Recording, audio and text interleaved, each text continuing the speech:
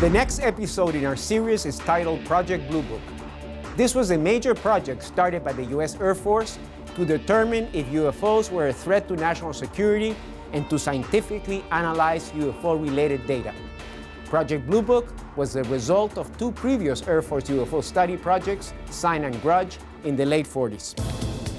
Blue Book started in 1952 and lasted through December 1969, with all activities ceasing in January 1970. Captain Edward J. Ruppelt was the first head of the project. He was the first to officially coin the term unidentified flying object. Ruppelt also ordered the development of a standard questionnaire for UFO witnesses, thus streamlining the process. Astronomer Dr. J. Allen Hynek was a scientific consultant for the project. Hynek created later the Close Encounters categorization system. Each Air Force base had an officer assigned to Blue Book, who would collect UFO reports and forward them to Ruppelt at Blue Book's headquarters in Wright-Patterson Air Force Base in Dayton, Ohio. Each of these officers had authorization to interview all military personnel who witnessed UFOs and were not required to follow the traditional chain of command. This underlined the seriousness of Project Blue Book.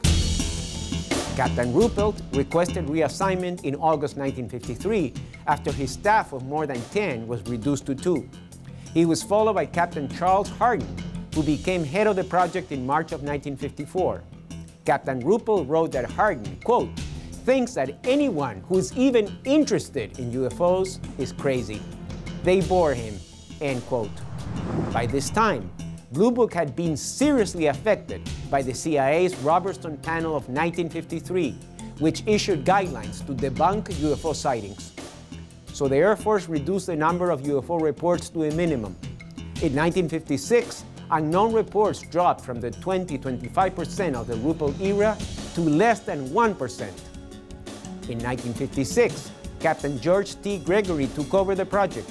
He was even more anti-UFO than his predecessor, Captain Hardin.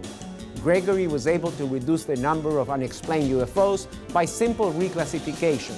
Possible cases became probable, and probable cases were upgraded to certainties with no regard for research and qualification. The anti-UFO trend, however, changed in 1958, when Major Robert Friend was appointed head of Blue Book.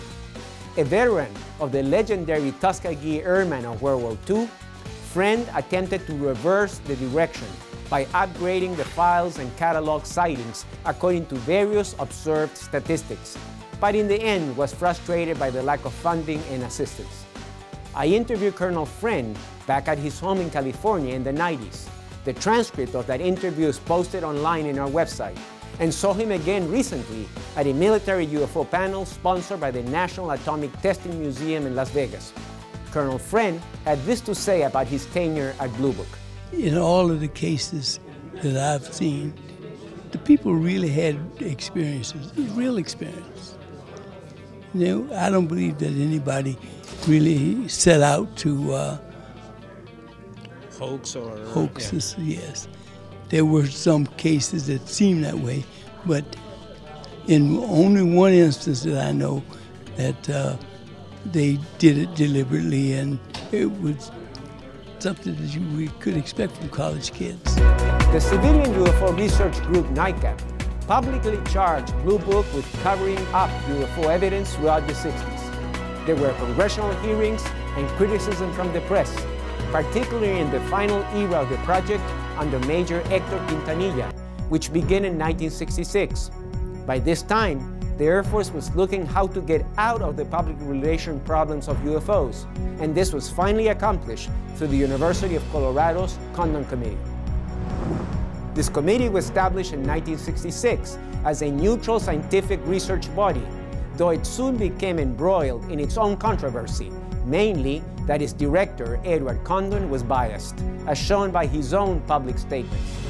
The committee came to the conclusion that there was nothing extraordinary about UFOs, and while it left 30% of cases unexplained, the report argued that further research would not be likely to yield significant results.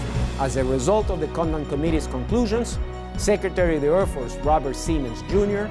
announced that Blue Book would be closed because further funding, quote, cannot be justified either on the grounds of national security or in the interests of science, end quote. Project Blue Book generated many contradictory conclusions through its 18 years of existence, but there can be little doubt that it played a pivotal role in the official history of UFOs in the USA. Project Blue Book is more than a collection of documents. Its cases and people involved define an era of UFO studies. For You Need to Know, I'm Antonio Huneros.